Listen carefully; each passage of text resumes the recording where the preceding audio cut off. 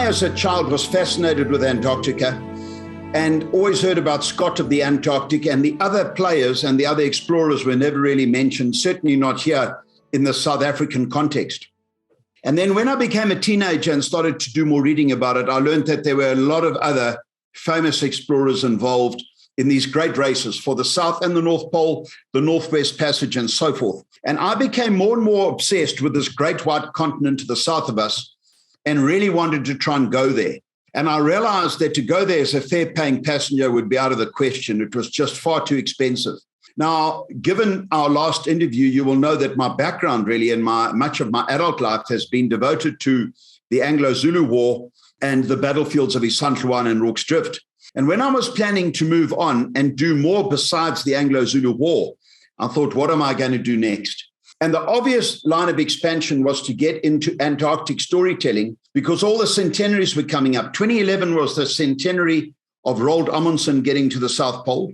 2012 was the centenary of Scott and his party getting to the South Pole and then dying tragically on their way back. And then 2014 is the centenary of this great expedition of Shackleton's on board the ship Endurance.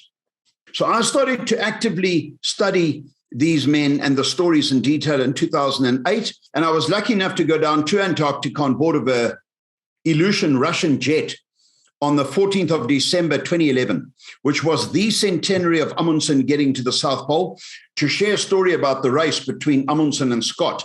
In the interim, I was telling these stories often in land-based venues, conferences, dinners, schools, charities, hoping that someone in the audience will say, we should get this guy onto the ships going to Antarctica, telling the stories about these early explorers and early exploration. So it was a deliberate exercise to try and become a member of a team going to Antarctica. So the trip I've just been on now, this last season, I spent 3 full months in Antarctica. The first 4 trips, the first 2 months were with a company called Abercrombie and Kent, who charter small, specifically designed expedition vessels from a French company called Ponant. And those ships carry 200 passengers or less, because if you have ships carrying more than 200 passengers, your landing options are infinitely limited. You can only go to certain places with the bigger ships. And as it is, the IATO keep it fairly tightly controlled. You can only land 100 guests at a time. So I had a marvelous time in Antarctica in the prime season, December and January, which is the prime 2 months down there. And then for February, I traveled back on a bigger ship called the Silver Quest, belonging to a company called Silver Sea. And we did the famous Cape to Cape. So we started from Punta Arenas, went down the Magellan Strait to Ushuaia, then down the Beagle Channel into the Drake, down to Cape Horn, from Cape Horn across to Antarctica, from Antarctica then up to South Georgia. From South Georgia, we went to Tristan da Cunha. Now, that is a remote place to visit, and I believe the most remote inhabited island in the world. And then from there, we sailed into Cape Town. Now, sailing into Cape Town is always a special treat. I think people talk about San Francisco and indeed your Sydney as glorious cities to sail into. But coming into Cape Town in the dawn, with the light over Table Mountain, Lion's Head, Signal Hill, and all that, John, it was absolutely breathtaking. So that, in a short resume, is the trip I've just done. But I've been going to Antarctica a number of times every year on the ships since December 2011, and I absolutely love it. You know, Shackleton and Wild coined a little term, those little white voices keep calling me back. And it was really about the allure of Antarctica. It's a very difficult thing to explain to people who haven't been. But I want to tell you that once you've been, invariably folks really want to go back. That is amazing. Now, actually, I'm keen to get an understanding of the Shackleton story. So have there been many attempts to find the Endurance? Mark, no, there were 2 previous attempts to find the Endurance, because there is a huge current that flows around Antarctica in a clockwise direction called the circumpolar current, about 100 times larger than the flow of the Amazon. It's the greatest ocean current on Earth. And that ocean current creates in this area of ocean that we call the Weddell Sea, between the Antarctic continent itself and that long peninsula of land that runs up towards South America called the Antarctic Peninsula. And as a result of this water going around Antarctica, it creates a huge gyre in the Weddell Sea. And because of the circumpolar current, it insulates the weather systems in Antarctica, and that's largely what keeps it so cold. why global warming is not such an issue in Antarctica as it is in the Arctic. And that Weddell Sea, as a result of the circumpolar current and the cold, is a place that is bedeviled by pack ice, sea ice, and ice flows. It is the great iceberg factory of Antarctica in terms of the big ice shelves that carve off, creating huge icebergs and ice sheets. And as a result, to get into the Weddell Sea, particularly to the spot where the Endurance sank, is extremely difficult. And then in 2019, the same ship that found it now in 2022, the SA Gullis 2 was down there, and one of their remote underwater vehicles, I think the value will always change depending on who you ask, but I believe it was about 8 million rands worth of remote operated underwater vehicle. They sent it off from the ship in search of the wreck, and that underwater vehicle disappeared, which was a huge loss. They were really battling to hold their position in this moving ice. The ice moves at a rate of around 3 miles a day. So about 100 miles a month, 160 kilometers a month, that ice is moving off to the northwest in this clockwise direction of water current. And as a result, I think everyone was quite nervous about having another crack on finding the Endurance. And I must say that my own views were, leave the ship in peace, because nothing could be gleaned by its discovery. It was very well documented. It was photographed. No one lost their life. And the dying moments of that ship, which were very sad and must have been devastating for the men on it who saw the ship as their home and sanctuary, going down in November of 1915, I thought, leave the ship in its watery grave. It's not like the Erebus and the Terror in the Arctic, where we would glean much by finding those ships. Anyway, I've been forced to change my tune because this discovery is really extraordinary in every way. It's almost impossible to believe. So this was officially the third attempt to find the Endurance, and the fact that they did in 3,008 meters of pitch black frigid water is almost unbelievable. Rob, what is the significance of finding the Endurance? I think in this modern age, there are significance to finding the Endurance on many levels. The first for me is that Frank Worsley, who was a New Zealander and captain of the Endurance, had an uncanny ability with navigation. He was also a tremendously good plotter of position, bearing in mind that they were using an almanac of coordinates, a sextant and a chronometer. And he charted the drift of the Endurance, where it drifted about 750 miles, 1,200 kilometers, moving with the pack ice. So it didn't move in a linear direction. It did circles and little squiggles and then a circle in another direction at the whim of the ice. And the fact that he plotted the position of the sinking of the Endurance accurately enough that the search team could limit the search area to 7 square kilometers. And on the first or second descent of those remote underwater vehicles, they found debris from the ship. So they knew they were in the right area because it had been so smashed up by the ice. They found it 4 miles, 6 kilometers from where Worsley said it went down. Now, bearing in mind, we were just saying that the ice drifts at a rate of 3 miles a day. That is basically the daily drift rate of the ice. And between it breaking through the ice and then sinking 3 kilometers below on the floor of the sea is probably the direction of the current and the drift, which is why it was 4 miles from where he plotted it at the surface on the ice. So that to me is extraordinary when we consider 3D GPS systems and global positioning systems and so forth, that this man could have so accurately plotted the position of that ship after 10 months of drift at the whim of the ice, to me is exceptional. And with my strong interest in history and the behavior of human beings when the chips are down, I'm hoping that there's a hook in this for youngsters, that younger people will become involved or interested in history, thinking, here's a ship that sank 107 years ago and was found thanks to the incredible plotting by physical measurement all those years ago. And here we have these Saab saber-tooth underwater vehicles that can travel 100 miles, John, 160 kilometers from the mothership, do this incredible illumination of the seabed with their lighting, 3D imaging, and take the most incredible photos and videos to return with. The fact that the ship is reasonably intact is very interesting for me, because if you look closely with my eye, having read a lot about what the ice did to the ship before she sank, you can see the sides are stoven, the bows, in fact, smashed, probably because she landed bow first, because she went down nose first, and probably hit the seabed and then came to rest. But very importantly for me, John, I always work on the leadership lessons of Shackleton and his management of human beings.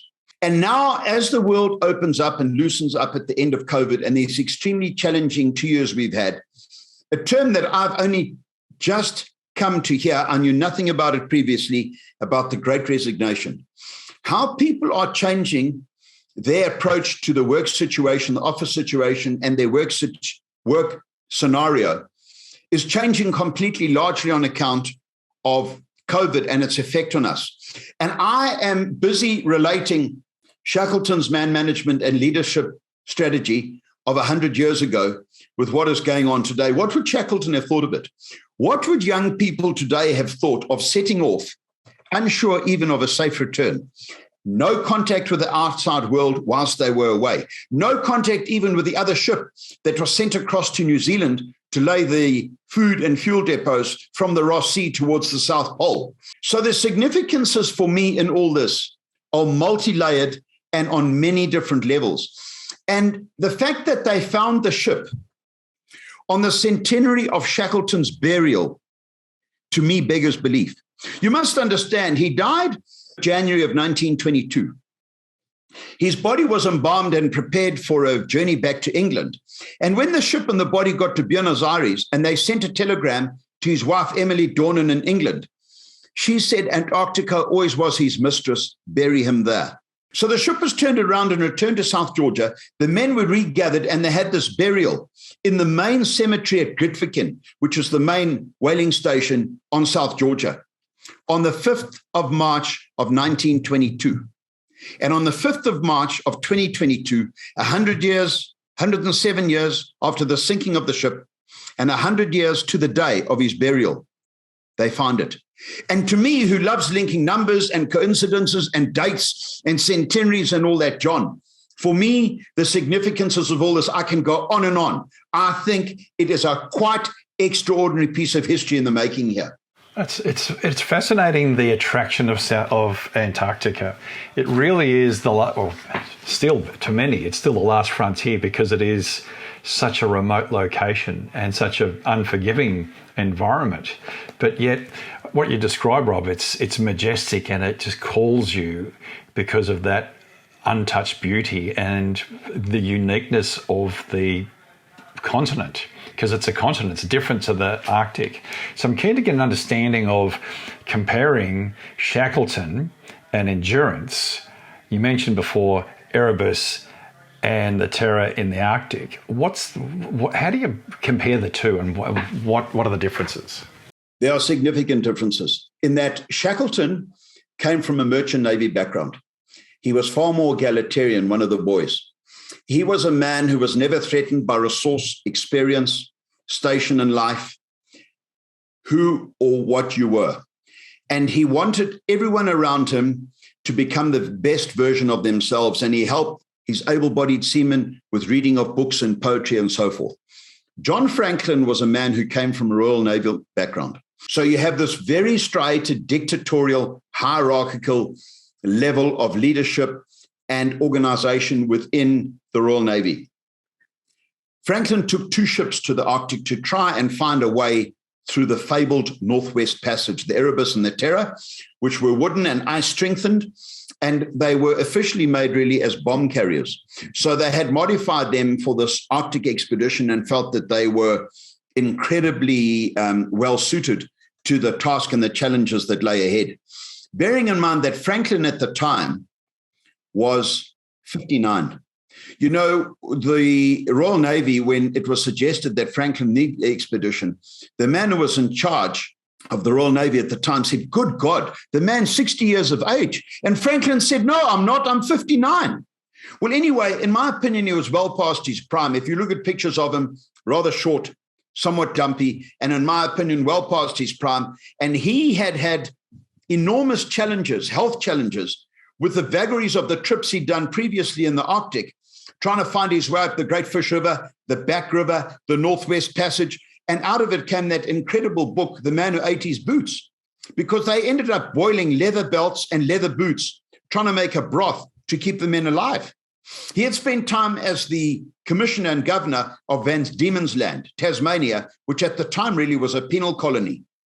And the irony of it is that the Arctic is a very, very unforgiving place. Never mind the fact that the Antarctic is the highest, driest, windiest, coldest continent on Earth and rises up in some of the mountains to 15,000 feet above sea level. The Arctic is a sea surrounded by continents and land. As a result, it supports a much greater degree of mammalian life. In Antarctica, the only mammals are the seals and the whales that indeed move away from Antarctica during the winter. In the Arctic, you've got all sorts of things that end up feeding the local Inuit people. And John Ray, that famous Scottish walker, a man of prodigious ability physically for walking and surviving in the cold, said that a country should always be able to feed its explorers. As a result, he said you needed small groups of people to explore in the Arctic because the animals are very spread out, and indeed to find enough food to feed a large party is almost impossible. And he was violently opposed to Franklin setting off with 128 of the best of the Royal Navy with their heavily supplied ships to try and get through the Northwest Passage. Because the man who eventually conquered it, Roald Amundsen, in the years 1904 to 1907, did it in a ship called the Joa, which is only 47 tons. And he had 6 men with him.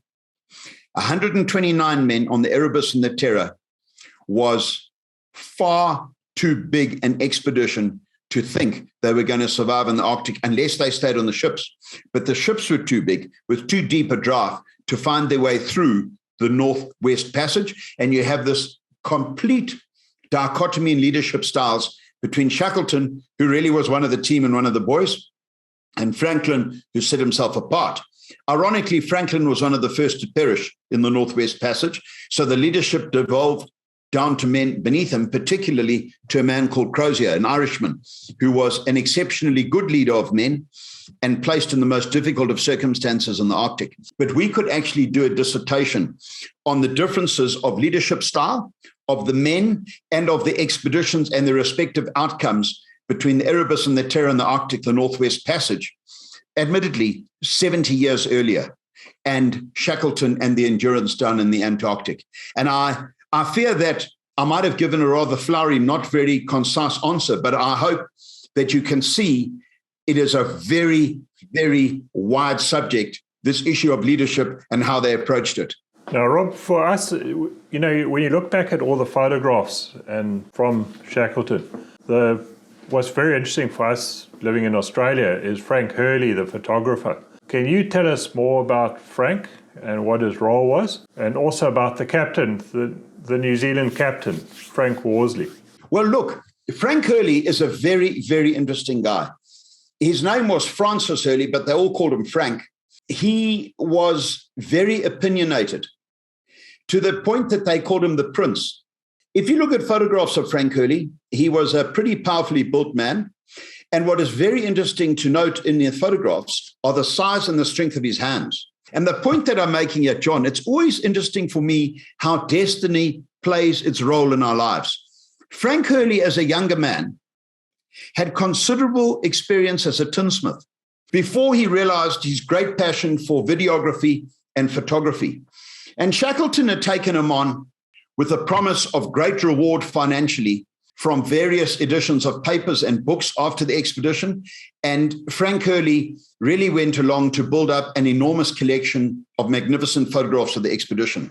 If you look at any of the videos and the photographs of this expedition, you will be stunned at the lengths that Hurley went to get his photographs. You will see him up in the rigging of the ship, 100 feet off the deck, on frozen, extremely slippery beams off the masts, with not a camera, with a box cinematographer camera taking videos of the ship finding its way through the ice from up above.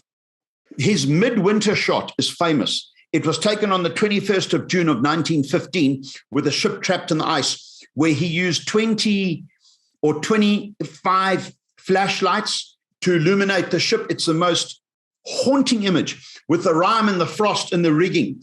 And you can see that that ship is not going anywhere. But the way that he captured it and the effort that he went to and the self-sacrifice, because I'm sure he bumped his shins falling through the ice. He would have been incredibly cold and wet getting out there to try and take pictures like that, but he did it. And the point I wanted to make, coming back to his hands and his tinsmithing background, John and Mark, is that when the ship sank, the men had a month between them realizing she's going down. She was pierced by the ice, water was pouring in, she'd listed over to 30 degrees. Hurley captures these images beautifully. The men had a month before she sank to evacuate as much food, emergency supply, and equipment from the ship as they could. And amongst it, they salvaged a huge amount of tin and metal. And Frank Hurley, with his background, could then make emergency primer stoves in which they could burn penguin blubber to provide light, warmth, and as a cooking fuel to give them hot drinks and warm meals. So everyone regards the cook, Charles Green, as the hero at this part of the trip, and not enough is made of Hurley fashioning these emergency primer stoves, one of which was even used in that incredible hike over the Allerdals mountain range of South Georgia to get help from the whalers at Stromness.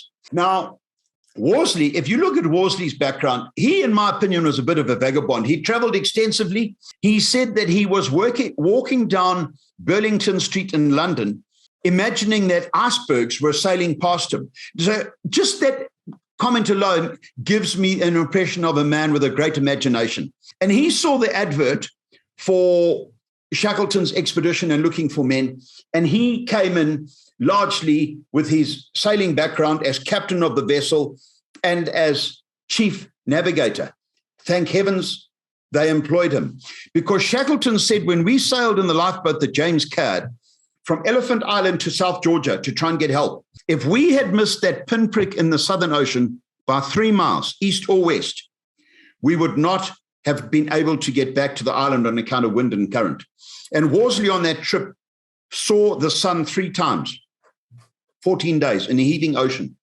So men had to stand on each side of him, holding him as he went down on his knee to try and hold the sextant on his knee to get a reading between the sun and the horizon on a heaving ocean, on that tiny little 22-foot-long lifeboat. And I believe that he navigated largely by the seat of his pants and literally an innate ability as to where South Georgia was. They decided not to go to South America, which was much closer, because of the wind and the current coming up through the Drake Passage. They were going to use the wind and the current to take them in their little sailing boat to South Georgia. And thank God they made it. So Worsley and Crean, in my opinion, are really understated heroes of this entire expedition. And Worsley was with Shackleton right up to the point they walked into Stromness whaling station to get help from the whalers. That's incredible, isn't it? That's a fascinating story. So with Shackleton, was Endurance his first expedition to Antarctica?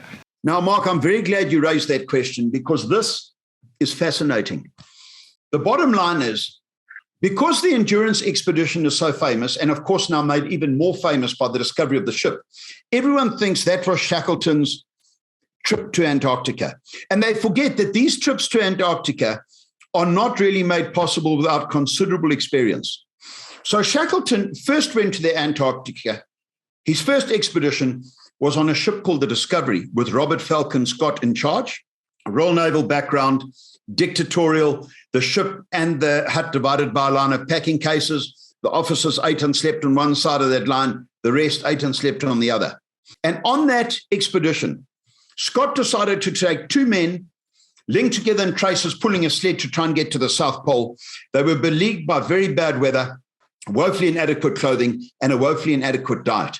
Now, what is interesting for you down under, Mark, is that the term beverage comes from a colonel called Beveridge in the British military, who created this ration that we call hoosh or pemmican, this dried meat extract and fat that the men then hydrate and eat as their primary food source on these expeditions. Now, that only provides 4,500 calories of nutrition per day. Tim Noakes here in Cape Town believes that man hauling in Antarctica requires about 8,500 calories of nutrition per day. The bottom line is that Scott, Wilson, and Shackleton did not even make it to the base of the Transantarctic Mountains. They still had 460 miles to go to try and get to the South Pole when scurvy set in and Shackleton was worst affected. Eventually, he couldn't take up his position in the traces and he was stumbling alongside of the sled. Well, eventually he had to be pulled on the sled, increasing the workload for Scott and Wilson exponentially to get back to the hut. By this time, the relationship between Scott and Shackleton had broken down irretrievably. And Scott sent Shackleton home saying if he did not go home as an invalid, he would go home in disgrace, which was a slight that Shackleton took very personally. And I think Scott rued to the day he died. What is interesting is Shackleton then, a man who, in my opinion, lived life like a rushing wind. He was a dreamer. He had lots of get-rich-quick schemes. He was unorthodox. He was cavalier. He decided he was going to make a point and prove that he was the better man and better explorer. And he raised the money to go back to Antarctica in 1907 on board of a little ship called the Nimrod. And he was going to use petrol engine motor sledges, Siberian ponies, dogs, and then man-hauling. The British have this obsession with man-hauling. They believe there's something noble about men and traces pulling a sled together to the pole. Well, I don't have the time. I don't think we have the time to go through it in detail. But on the ascent of the Beardmore Glacier, where you move from 2,000 feet above sea level to 10,000 feet above sea level in 120 miles, deeply crevassed, treacherous place, they had horses pulling the sleds. And a horse pulling the sled, holding most of the men's food, fell soundlessly into a crevasse. It pulled the ultimate off the hand of Frank Wild, and Frank was luckily left on the ice. But the horse and most of the men's food was gone. With that, they were reduced to trying to eat horse rations to survive. And Shackleton and the men who were with him proceeded to a point that they put down all their supplies on the ice, and Shackleton realized they did not have enough food to get to the pole and all the way back.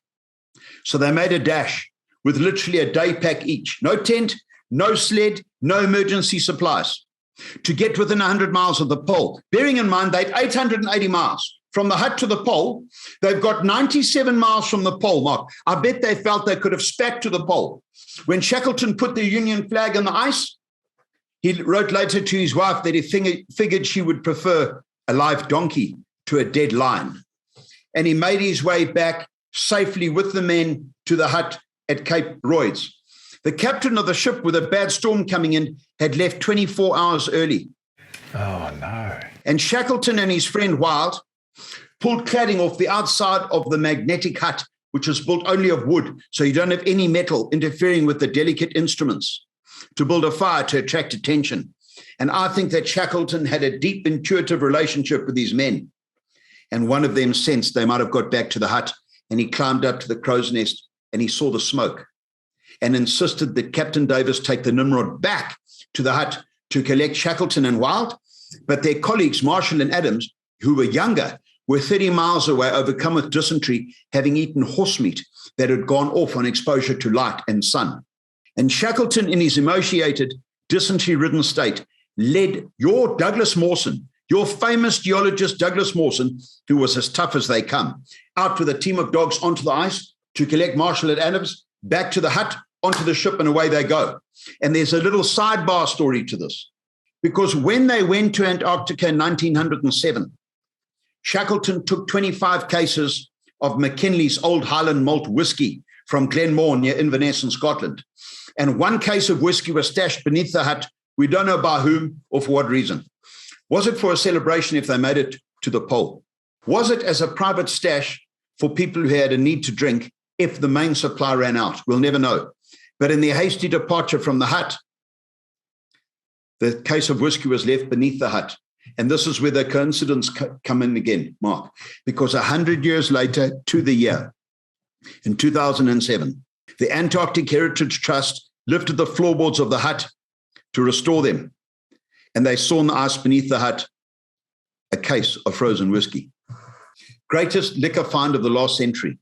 Now that McKinley's has been sold to White and Mackay. White and Mackay now faithfully replicate the whiskey. They've got the old blending records from 1897 because Shackleton and his men liked the whiskey 10 years old. And if you buy a bottle of that whiskey, you make a contribution to the Antarctic Heritage Trust, because part of the proceeds of the sale of this fantastic bottle of great blended Scotch whiskey go back to the Antarctic Heritage Trust to maintain the huts. Now, back to our story. With Shackleton getting 97 miles from the pole, which was called furthest south, an effort for which he was knighted, others realized that the South Pole was attainable. For God's sake, Shackleton had nearly got there. He'd also charted a route through the treacherous Beardmore Glacier. So the race took an ominous turn. There was now a German, a French, an American, a Japanese, and a British team racing for the pole.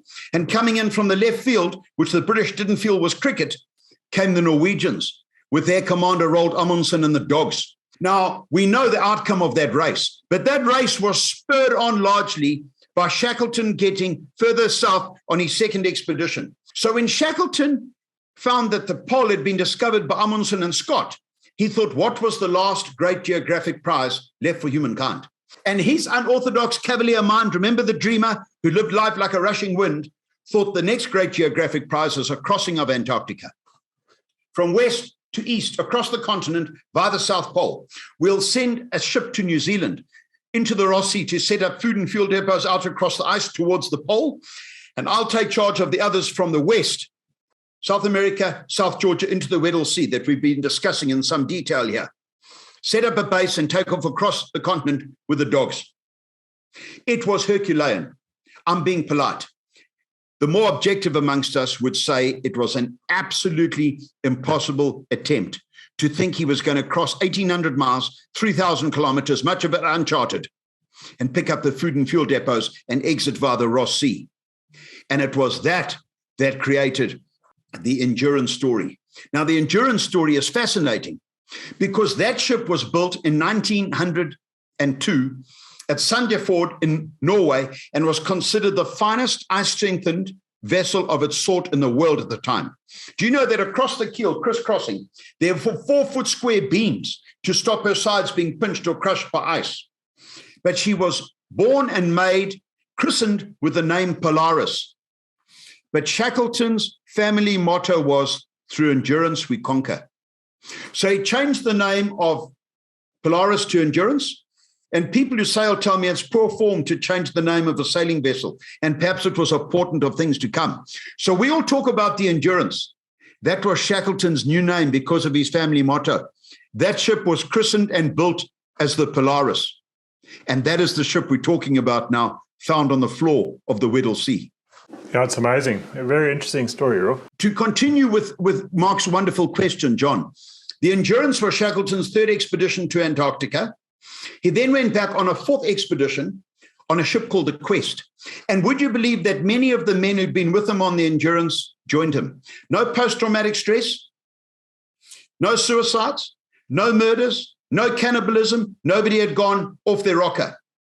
And they joined him on the ship called the Quest to go back to Antarctica. Remember, Franklin Wild and Shackleton said, those little white voices keep calling me back. And that's when he died at anchor at Grytviken on the 5th of January, 1922, aged 47. So Shackleton actually did 4 expeditions to Antarctica, and he died on the 4th. The Endurance was the 3rd. Well, the Endurance actually worked for him because he survived, even though the boat didn't.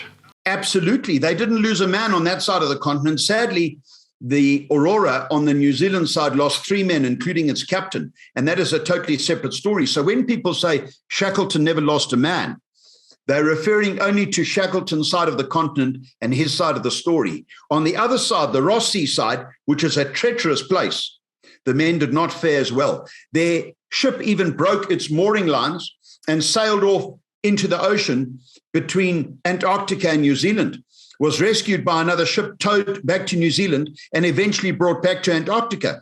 So for some time, those men sat in Antarctica without a ship even. It had blown away and disappeared off into the sea back towards New Zealand. It's an incredible story that is not part of this focal Shackleton story. Fascinating. So, John, I wanted to tell you too that Shackleton loved poetry, and he always encouraged his men who he felt were perhaps not very well schooled and educated to come into his cabin, and he would lend them a book of poetry which he figured they might enjoy. And then he would discuss the poetry with them, because let's face it, many of us, men particularly, don't relate well to poetry. But Shackleton was trying to lift his men. And Shackleton's favorite poet was the poet Robert Browning. And they have a stanza from one of Robert Browning's poems on the back of Shackleton's gravestone. And the words read, "I hold that a man should strive to the uttermost for his life's set prize." I hold that a man should strive to the uttermost for his life's set prize. Now, those words to me are beautiful, because Shackleton always wanted everyone around him to become the best version of themselves. And I think striving to the uttermost for your life's set prize achieves exactly that. And it goes a step further, John, because would you believe that the captain of the SA Gullis 2 that went down now on the successful search for the Endurance is a youngster from Umlazi in Durban who grew up in the most humble, modest of circumstances. His name is Captain Knowledge Bengu. Now, Carte Blanche phoned me this morning to ask me a couple more questions regarding this interview going out on Sunday night. And they said that Captain Bengu is one of the most humble, modest, delightful human beings they ever met. And you know, John, he made a comment. He said 100 years ago, the ships were made of wood and the men were made of steel, relating mainly to Shackleton. He said 100 years on today, the ships are made of steel and the men are made of wood. And I thought, what a message in that for the youngsters of today, even for our generation. Today, the ships are made of steel and the men are made of wood. I thought it was just so enlightened for him to make that comment. Rob, in terms of the clothing, because there's such a big difference nowadays, you have all these modern materials and that. So what sort of clothing did they wear in those days to overcome the cold? Well, it's interesting, John. You know, they talk about with all this cold weather, the gear, they have a measuring marker they call the heat retention index. The clothing that Shackleton and his men were wearing was largely cotton or silk underlayers, then wool, and then they had a Burberry oilskin, they called them, an outer layer to try and keep them dry and to keep the wind out that had to be re-oiled. They say the heat retention index of those garments was roughly 18%. Do you know that on some occasions those men whose boots weren't waterproof would wear 7 pairs of socks to try and keep their feet dry and warm? 7 pairs of socks, and bearing in mind they don't dry at night because very little dries there. The heat retention index of modern clothing today, Gore-Tex, breathable, we've got these wicking underlayers and fleece and so forth. Merino wool in some instances is about 84, 85%. So there's no comparison really in the quality of the clothing of 100 years ago to what we have available now and how quickly our modern clothing dries. Those men basically had one change of clothes and they spend most of the time wet and cold. With it, terrible skin conditions, boils, carbuncles, sea sores, because your skin is exposed to salt water and very poor hygiene 24/7. That's incredible, isn't it, when you think about it? And also at the same time, you've got a world war that's underway. So if you think of 2014, you've got World War I. So it's just incredible. All this is happening at a very amazing time in the world's history. Mark, you're dead right. You know, Shackleton, when the World War began, he put his teams together and had his 2 ships. And he sent a message to the Admiralty, which at the time was headed up by Winston Spencer Churchill, offering his men and his ships to the war effort. And Churchill sent him a one-word reply and said, proceed. So proceed he did. Now, ironically, having survived that misadventure, when they got back to England, they had the indignity of being spat at by people in the street who said, you were having a jolly down on the ice whilst your comrades are dying in the trenches of France. And 3 of Shackleton's men, having survived this duel on the Endurance, were dead within months in the trenches of France. And here we have a situation where they find the Endurance, the coincidences in the centenary year of Shackleton's death, on the centenary of his burial, 107 years after it sank. And we have this war going on in the Ukraine. And I want to tell you that the similarities and the coincidences for me are frightening. Yeah, it's very interesting. I just think the Shackleton story is amazing. The endurance, the adventure, and I think if there's something, I'm not sure what it is about Antarctica. It's whether it's because it's the last continent that no one gets to see. There aren't Kentucky tours that go down there, so there isn't a mass of people going. And it's just, Rob, that everyone I've ever spoken to about Antarctica echoes exactly what you just described. They keep going back. There was one operative that a client that I used to visit in Darwin, of all places, which is the furthest northern city in Australia and very hot. He goes down to Antarctica every year. And I would say, how does Darwin link into Antarctica? It makes no sense. But when he would show you the pictures and just the smile and the engagement in his story, it's very much like, Rob, what you've just described. You make me want to go. You know, it's always been a little voice in my head. I've got these little white penguins in my head saying, you got to go see this place. It's the last frontier on this amazing globe of ours that no one or very few people have got to see. So, you know, I envy you that you've been there that many times and you've seen such amazing things.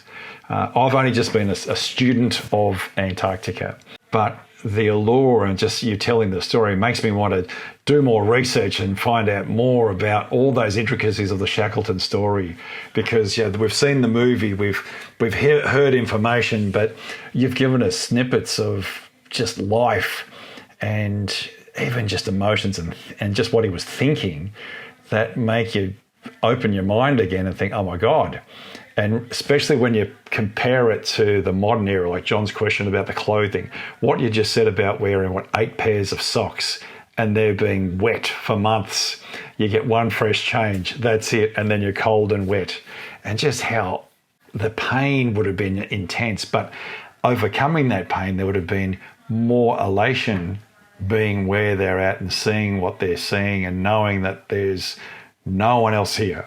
Well, look, I think that Shackleton, he's considered to be one of the greatest leaders and managers of men that our generation will ever know. This is considered the greatest survival story of the modern era. The feat of navigation from Elephant Island to South Georgia is considered even greater than the voyage of the Kentucky. And I believe, John, that Shackleton prized the lives of his men above that of his own. He was always determined that at the end of it, if they stayed together and believed in him, he would get them out alive. And he was always anxious about the safety and the welfare of his men, so much so that he even gave them meager rations. At one time, they were eating 1,500 calories of nutrition a day. And in that cold, it's hardly enough even to keep a human being warm.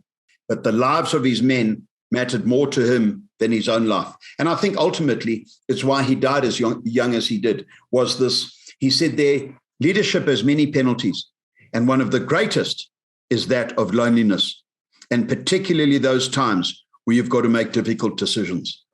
That's a very good point, and very profound point as well, because it's very much lonely at the top. Very good, Rob. I think that's a fantastic story, really interesting too, and thanks very much for sharing it with us.